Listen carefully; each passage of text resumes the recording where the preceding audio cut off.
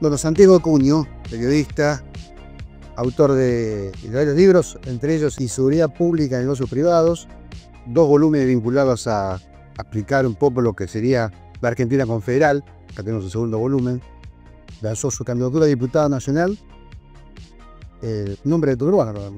Sí, claro, orgullosamente conurbanense. No, ustedes. Y hablando de Conurbano, ¿cómo ves el conurbano en particular y la provincia de Buenos Aires en general? Ambos tienen el mismo problema.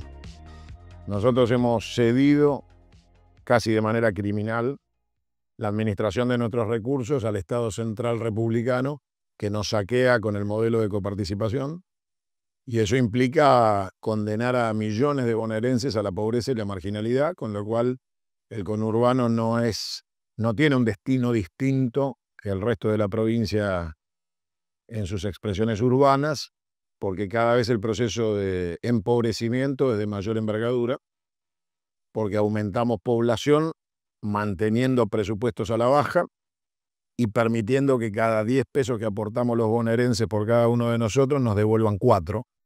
¿Hay un recurso legal que el gobernador puede decir nosotros le paso más plata? Sí, claro, la ley de coparticipación está vencida, no se reglamentó en la reforma del 94, con lo cual no existe la ley de coparticipación, es una cuestión de facto. Y en ese de facto los gobernadores conceden al Estado Central la capacidad de robarle su dinero, porque a los gobernadores les ha venido quedando cómodo depender de la billetera del poder central de turno, hasta que te toca un gobierno genocida y nazi como este, que directamente ya no le conviene a ningún gobernador. Y entonces se acuerdan del federalismo y se acuerdan de las necesidades de recuperar sus rentas y sus autonomías, pero en realidad debe ser una política de Estado volver a la confederación.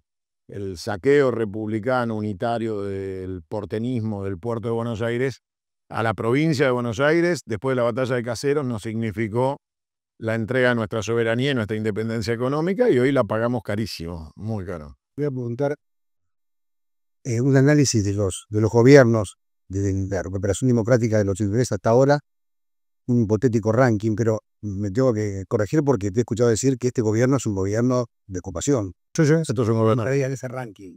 No, esto es la consumación de un proceso de larga data que se inicia con lo que a los chicos le enseñaban en el Villiquen, de que la Argentina alguna vez tuvo una independencia. Eso es falso. La Argentina cambió de mandante. Salimos de la monarquía española para pasar a tener adentro y dormir con el enemigo de la monarquía británica.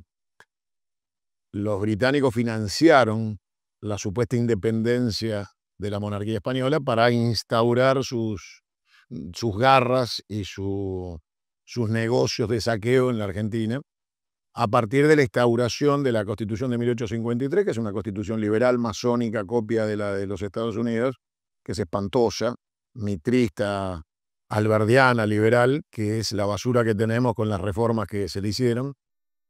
Excepto la reforma o la constitución de Sampaio de 40.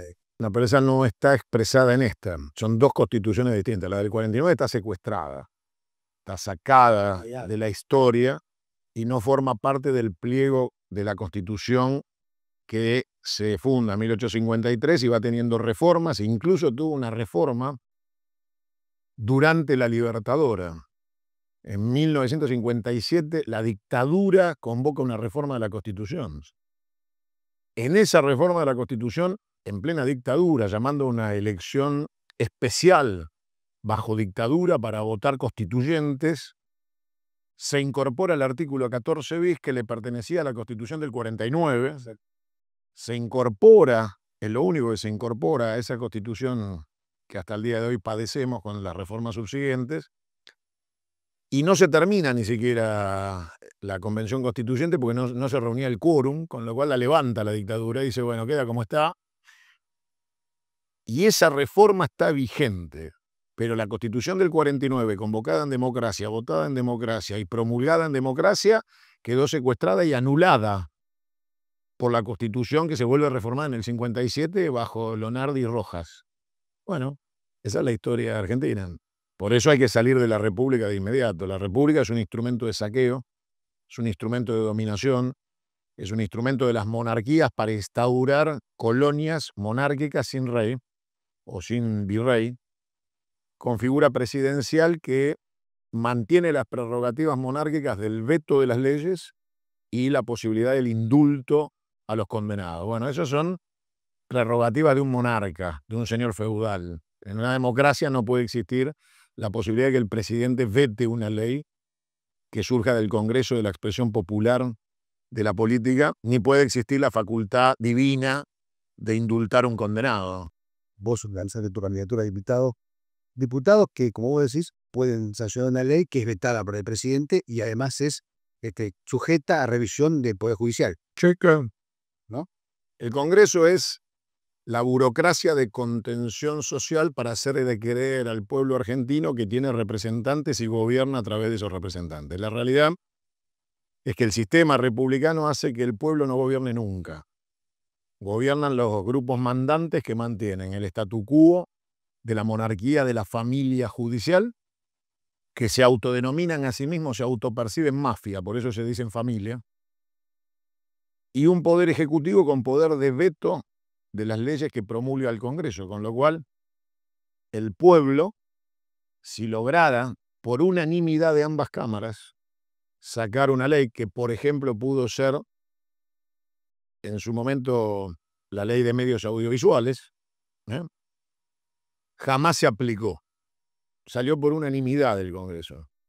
Podría haber sufrido el veto presidencial. En ese momento el presidente estaba en línea con el Congreso, no lo veta, y el Poder Judicial otorga sucesivamente la capacidad a jueces de primera instancia o cámaras de aplicar amparos en contra de la aplicación de la ley, con lo cual la ley por unanimidad no pudo ser aplicada porque el Poder Judicial operó en función del statu quo republicano para que los medios no pudieran democratizarse y ser transversales en la comunicación y mantener el monopolio de la comunicación y el negocio de la comunicación para que el dinero siguiera imponiendo lo que iba a venir después de la reforma de la Constitución del 94, que fue la instauración del más sanguinario modelo unitario que trajo 4 presidentes porteños a lo largo de 4 mandatos. De la Rúa, Mauricio Macri, Alberto Fernández y el criminal que está hoy. Volvemos a la caracterización del gobierno actual. Ella pide el ranking, pero vamos a quedarnos con el último gobierno. Sabemos tu opinión, pero que más no es la de un opositor, sino la de un enemigo. Yo soy enemigo declarado de este gobierno. ¿Cómo sigue esto? Esto no sigue. El tema es cómo plantearse el día después. Nosotros deberíamos estar seriamente, el campo nacional y el peronismo, analizando el mejor aterrizaje forzoso de una caída inevitable. Y deberíamos estar planificando cómo evitar la mayor cantidad de daños colaterales que se van a producir. Y no estamos justamente dando el ejemplo social de que estemos ocupados en esa tarea de pensar el día después. Por eso, todavía, alguna sobrevida de estos criminales desde lo político. Esto es un gobierno acabado. Este gobierno se terminó el día que decidieron matar y le dispararon de manera salvaje a Grillo, a nuestro compañero fotógrafo en la marcha de los jubilados, con un lanzamortero en la cabeza. Y ese día que mostraron que estaban dispuestos a matar, el gobierno se terminó. Cuando un gobierno está dispuesto a matar es porque se acabó la política. Y este gobierno terminó. Ese día se terminó. En un proceso invertido a lo que había pasado con De la Rúa, un gobierno que mató y dejó 36 muertos en la Plaza de Mayo después que le explotó la economía. Este gobierno terminó antes, mostró que están dispuestos a matar antes de lo que inevitablemente va a pasar dentro de muy poco, y es que va a explotar la economía. Porque la Argentina está en default, está quebrada, y el fondo puede asistir, igual está terminado. O sea, esto es como si vos inflaras una pelota pinchada, por más que le mandes aire, el proceso es siempre el mismo, no alcanza jamás lo que entra para tapar lo que se pierde. Y frente a eso, el rol de la oposición. Ahora hay toda una tendencia de las cartas abiertas para poner lo que se dice habitualmente, hacemos política de cara a la sociedad, a través de cartas abiertas para que todos sepan. Yo cuando tengo ganas de leer, leo a Sábato, a Borges, no leo pelotudo. La verdad que hacer política por cartas abiertas es un nivel de migración de un todo por 2 pesos de Capusotto. La política se hace en la acción territorial y se construye con la gente. La soberbia intelectual de algún boludo que cree que porque escribe algo la sociedad lo va a leer y algo va a cambiar es no entender la sociedad en la que está viviendo en donde la gente tiene que sobrevivir el minuto a minuto de su vida y no tiene tiempo para leer la soberbia intelectual de un boludo que se pone a escribir.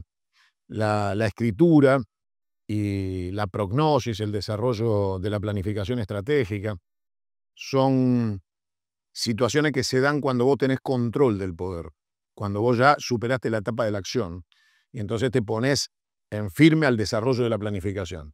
Siempre tiene que haber grupos de planificación que se mantengan en un laboratorio construyendo soluciones de aplicación para que cuando tomás el poder tengas recetas aplicables de inmediato, que es lo que no estamos haciendo. Ahora, tratar de comunicarle a la sociedad esas hipótesis, esas teorías, esos teoremas delirantes, a partir de lo cual vos creés que con eso cumplís tu rol social, porque ya mirá lo que dijimos, ¿a quién se lo dijiste? ¿Quién te leyó? O sea, el tipo que va en el rock a las 5 de la mañana te leyó, no, entonces no te leyó nadie. Eso es una actitud de soberbia intelectual de un minúsculo grupo que son cómplices, porque finalmente cuando vos no actuás, sos cómplice de mantener este gobierno. ¿Y qué rol vos crees que el gobierno de Alberto y Cristina Fernández, en cuánto daña la posibilidad de que sea alternativa de peronismo nuevamente? El daño que hizo el gobierno de Alberto y de Cristina no es al peronismo, fue un daño profundo a la continuidad institucional de los argentinos que le pavimentó la llegada de estos criminales. El peronismo en sí mismo es un movimiento que no tiene costo social por gobernar, porque los movimientos tal cual son movimientos sociales que se oponen incluso a sus propios gobiernos. O sea, nosotros no estamos atados a las desventuras delirantes de un Alberto Fernández. De hecho, yo soy el que denuncié a Alberto Fernández y su corrupción. Y soy más peronista que cualquiera de los que lo acompañaron en la gestión y que creían que había que mantener silencio para no dañar un gobierno propio. Bueno, nadie es propio si es un prostíbulo, si es un corrupto. O sea, todos podemos cometer errores, el tema es corregirlos a tiempo. Hay, digamos, es una receta radical lo que decís, ¿no? Pero esa vieja frase que me vendo a leer que se rompa para que no se doble, ¿puede ser aplicable para el peronismo? ¿Serviría hoy una ruptura en el peronismo? Mira, yo soy devoto de la figura de Leandro Alem y seguramente es una de las figuras históricas que habría que enseñar con profundidad en materia curricular educativa para los chicos en los colegios de lo que son figuras históricas en Argentina. Líder de la revolución del parque que nos trajo la democracia moderna. Y obviamente yo a Alem le tengo todo el respeto personal, político, pero después que Alem escribió la carta de despedida a sus amigos que estaban en su casa y dejó en el manuscrito que se llevó con él hacia el Club del Progreso en su carreta, donde puso que se quiebre pero no se doble, siguió inmediatamente con su suicidio. Con lo cual, la frase es poco feliz porque no se sostuvo en la acción del propio Alem, sino que él, como consecuencia inmediata de eso, se suicidó.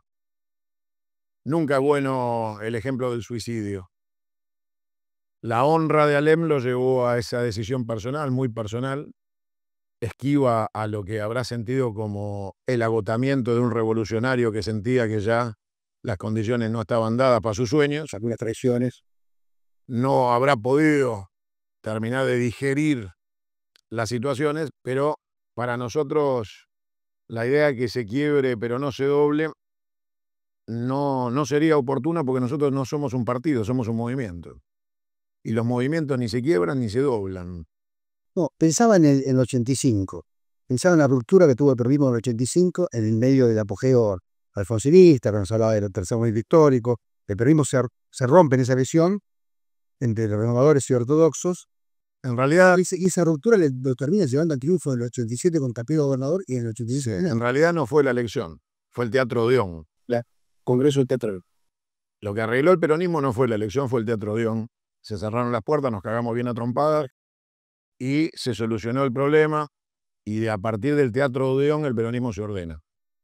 Entonces, evidentemente, hay momentos donde los movimientos populares necesitan resolver sus problemas a puertas cerradas y el problema que tenés hoy es que la basura infiltrada lo quiere hacer en público. Entonces, ¿Qué era basura infiltrada? la basura infiltrada es el progresismo que ingresó al peronismo a robar sus blasones y a utilizar el instrumento electoral como agencia de empleo. Entonces, tenemos un problema. La sociedad cree que esa basura es parte del peronismo y es muy difícil que los convenzas de que no lo son. Es casi una pérdida de tiempo andar explicándole a la gente. Lo que tenemos que hacer es resolverlo, terminarlo. Por eso progresivo tiene liderazgo, que se estima, muy valorado dentro del peronismo. Yo no veo que el peronismo tenga valoración del progresismo. Cristina es una figura que yo caracterizo como la más importante aliada del peronismo de los últimos 30 años, porque el peronista era Néstor. Cristina nunca fue peronista, siempre fue socialdemócrata, con lo cual es una aliada estratégica del peronismo que consagró gobiernos, pero claramente el peronismo dejó de ser la locomotora en tiempos de Cristina. Pasó a ser vagón. Bueno, lo que hay que hacer es devolverle a todos los compañeros en municipios, provincias y estamentos intermedios de la sociedad el protagonismo del peronismo. Cristina hoy no representa una aliada que nos pueda dar un triunfo, con lo cual hay que sostenerla en el marco de la construcción en ese lugar, de una aliada importante que alguna vez nos dio un triunfo. Igual jamás acepté ni acepto que el peronismo sea furgón de cola de ninguna locomotora por un triunfo, porque así no fue. Con lo cual, digamos, ese sector de un progresismo que no es peronista, que tiene otros conceptos, que no respeta nuestra liturgia. Nosotros somos los 10 mandamientos cristianos y las 20 verdades peronistas. El que no acepta eso no es peronista. Con lo cual, no es tan difícil ver quién es y quién no es. Y podemos tener aliados de todo tipo porque Perón construyó frentes electorales siempre. Nunca fue candidato del Partido Justicialista, ni siquiera fue afiliado al Partido Justicialista. Con lo cual, la realidad es que el partido secuestrado que se quedó Cristina con el voto de Servini y Cubiría se lo puede meter en el orto. El movimiento va por otro lado, tenemos que encontrar otros resortes. El frentismo siempre nos llevó a tener convivencia con nuestros aliados. De hecho, Perón logra el milagro de Cámpora Solano Lima. Bueno, si Perón logró que Cámpora y Solano Lima sean parte de una fórmula presidencial y gana la elección, todo es posible en el peronismo. ¿No? Podemos tener a Cristina. Y a Cámpora. La Cámpora es otra cosa, porque Cristina tiene un protagonismo de gestión que la autoriza a tener un espacio en la historia con respecto a su relación con el peronismo. La pendejada berreta de la Cámpora no nos pertenece ni nos suma absolutamente nada, son los que vinieron a robar. ¿Cómo ves a Kicillof? Yo en este momento, fuego amigo sobre nadie, lo banco a Kicillof a morir en términos de sostener la provincia de Buenos Aires como bastión electoral para un triunfo sobre este gobierno. Creo que todos deberíamos estar ocupados en resolver nuestros conflictos hacia adentro, nunca hacia afuera, y que si hoy tocan al gobernador, nos tocan a todos, porque nadie va a tener un resultado distinto si el gobernador pierde en la provincia de Buenos Aires. Con lo cual, guardándonos el derecho hacia adentro de la crítica, de las diferenciaciones, hay que ganar la provincia de Buenos Aires por paliza, hay que establecer un bastión de resistencia en la provincia de Buenos Aires, pero también es cierto que él es víctima de su origen. A él lo eligió Cristina y la Cámpora, acá tiene el vuelto de haberse equivocado en su pertenencia. Viene de un lugar donde hoy recibe todas las traiciones todas por una cuestión de mezquindades internas y de búsqueda de cercenar su poder para poder manifestarse una vez más como lo que son alimañas del poder. Buscan las cajas del Estado como si fueran botines de guerra de piratas que navegan. Bueno, el gobernador tiene que gobernar, tiene que hacer una buena gestión, hay que ayudarlo a hacer una buena gestión y después empezar a restaurar de abajo para arriba en lo que es el modelo cooperativo urbano que son los municipios, la identidad municipalista de la ética de la solidaridad, volver a reconstruir un mensaje que sea contradictorio con el discurso liberal urbano. El peronismo no está para poner luces LED y hacerlo más de burro. El peronismo está para aplicar la ética de la solidaridad en función de la construcción social de lo que es un municipio.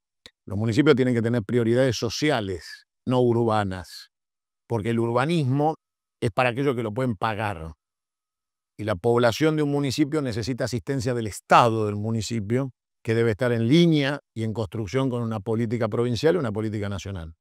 Entonces debemos volver al peronismo, hay que volver a levantar a la figura del peronismo en cada municipio y que el gobernador se encuentre con un triunfo en la provincia, pero con triunfos peronistas en todos los distritos. Estamos en Hurlingham, este municipio, iba a decir nuevo, ya no es tan nuevo, este año se cumple 30 años. De la autonomía municipal de Hurlingham, fue la Ituzaingó, la de Morón, como la de San Luis, José Cepaz y Malvina, creo que fue el mismo año 94. Sí, la ley. la misma ley. 95 arranca, pasaron varios intendentes en el caso de Hurlingham, Juan Álvarez fue el primero, después Villa Puña en un periodo bastante extenso, Juan Zabaleta, Damián Cesi. Todos peronistas, pero todos con su perfil diferente. El vecino a veces dice, no son iguales, pues son lo mismo. Son lo mismo. ¿Cómo ves esos vaivenes? Mira, yo no me meto en la decisión de los vecinos, lo que tengo claro es qué política quiero. Entonces, la historia del 95 para acá es muy lejana. Yo puedo decirte que en lo inmediato, que vuelva Juanchi Zabaleta mañana a Hurlingham, porque la situación de la presencia de la Cámpora desvirtualiza el concepto de peronismo, con lo cual en la gestión también lo hace. Lo que yo te planteaba hace un rato, que era la necesidad imperiosa del control social, de la organización de la ética de la solidaridad como función de Estado, obliga a tener personas que tengan ese compromiso. Cuando vos tenés bandas de forajidos que vienen a organizar mecanismos de caja, de encubrimiento, de establecer una política de dominio de la administración del dinero que es de todos, porque vos tenés que pensar que la administración presupuestaria de los aportes del ABL en términos de administración municipal, como te decía hace un rato, tienen que tener destino social. Si tienen destino urbanístico, estás trabajando para los sectores más acomodados que pueden exigirte la renta porque tienen solucionada la comida. Y hoy en la Argentina lo más importante en niveles municipales va a ser la contención del desborde social por falta de los elementos más básicos que uno pueda soñar, que es lo que está padeciendo la población del conurbano.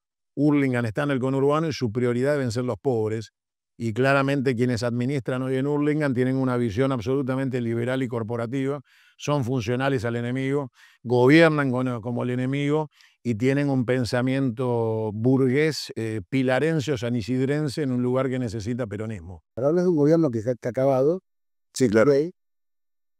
Una oposición preocupada en cuando se vota, que no ves que eso sea tema de conversación de la gente, ¿no?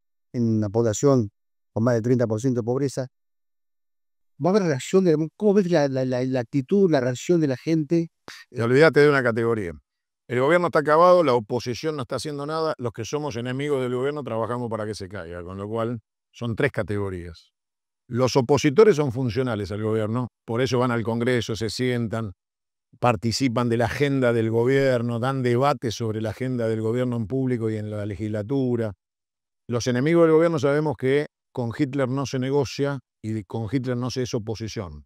Con lo cual nosotros somos enemigos de este gobierno de ocupación anglófilo, masón, prosionista en los términos del apoyo al genocida nazi y criminal de guerra de Netanyahu contra el pueblo palestino, nuestro hermano pueblo palestino, donde han masacrado más de 60.000 ciudadanos civiles, hombres, mujeres y niños, con lo cual claramente no se puede ser opositor de un gobierno que, entre otras cosas, es socio de genocidas.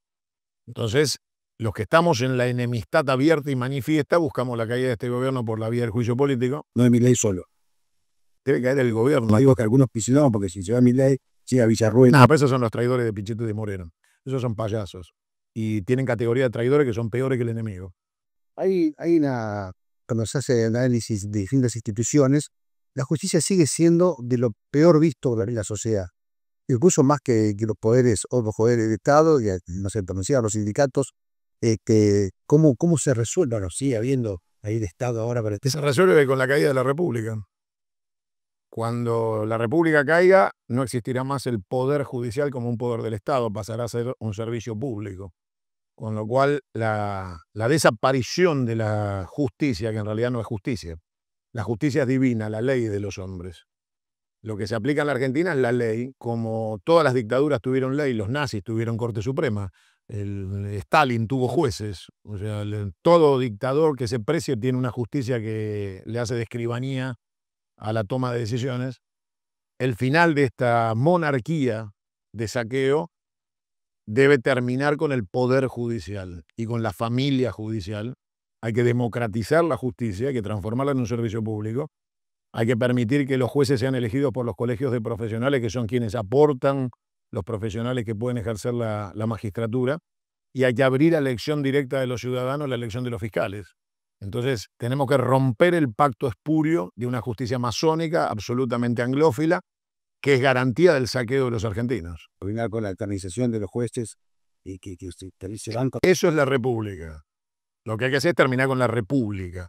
Y al terminar con la república, terminás con el poder judicial. Y al terminar con el poder judicial, se acaba la monarquía judicial, se acaba el mecanismo de corrupción de un poder judicial que es statu quo.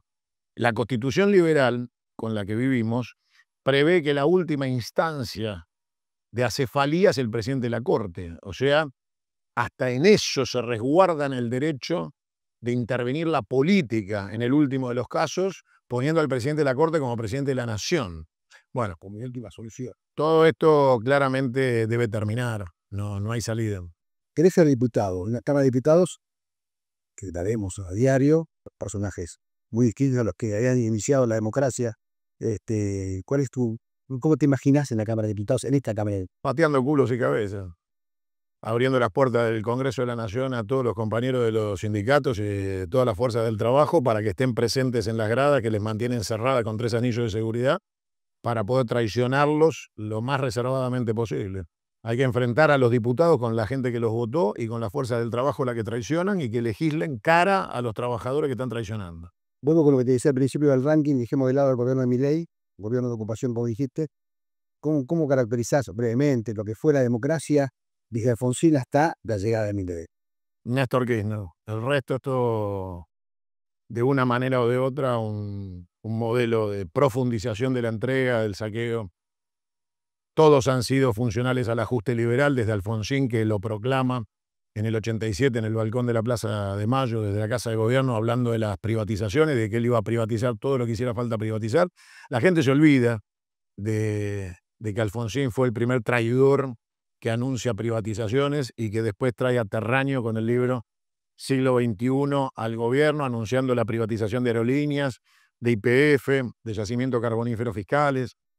Se olvidan del pacto que echó a un gran hombre que era Bernardo Greenspun, el primer ministro de Economía de Alfonsín, para reemplazarlo por la mierda liberal de Surruil, Broderson y Machinea, que son los que cierran el primer acuerdo con el Fondo Monetario en el 87 y que a partir de ahí el fondo les impone la política de privatizaciones.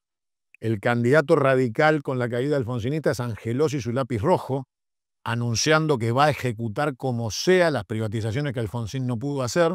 Finalmente pierde con Menem, que con el libro que escribió mi amigo Moisés Ikonikov, que se llamó La Revolución Productiva, gana, y 2 años después ejecuta el plan de Angelós.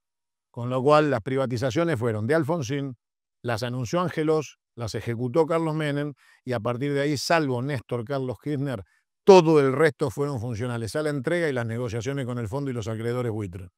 Punteo, muchísimas gracias por tu tiempo. No, gracias a ustedes, y les dejo un mensaje importante. Hay que volver a construir sociedades basadas en la ética de la solidaridad, y los núcleos básicos de resistencia del pueblo argentino es la comunidad, la organización comunitaria. Entonces, todo lo que son asociaciones intermedias y el municipalismo son el primer escalón de construcción de un modelo de justicia social.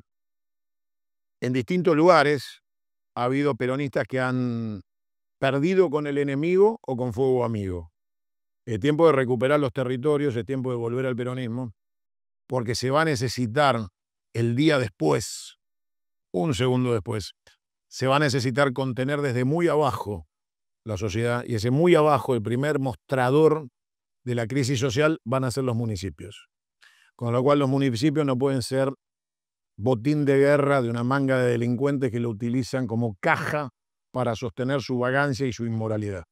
Así que paso inmediato de la organización de la resistencia es organizar las bases a nivel social, comunitario, municipal.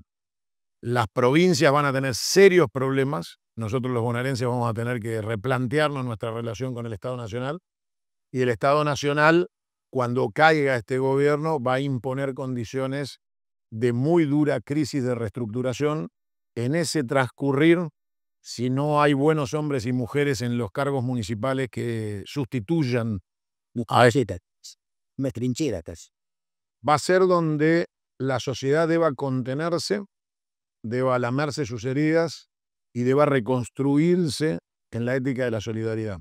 Si eso no está conducido por hombres y mujeres con experiencia en materia municipal, lo más probable es que ese conflicto desborde los municipios, llegue a la provincia y pueda desbordar en una crisis nacional. Así que bienvenidos todos los hombres y mujeres que tienen municipalismo, vecinalismo y organización comunitaria, porque esas bases son las que van a lograr que la Argentina tenga tiempo cuando todo esto termine para poder reconstruirse. Gracias. No, ustedes.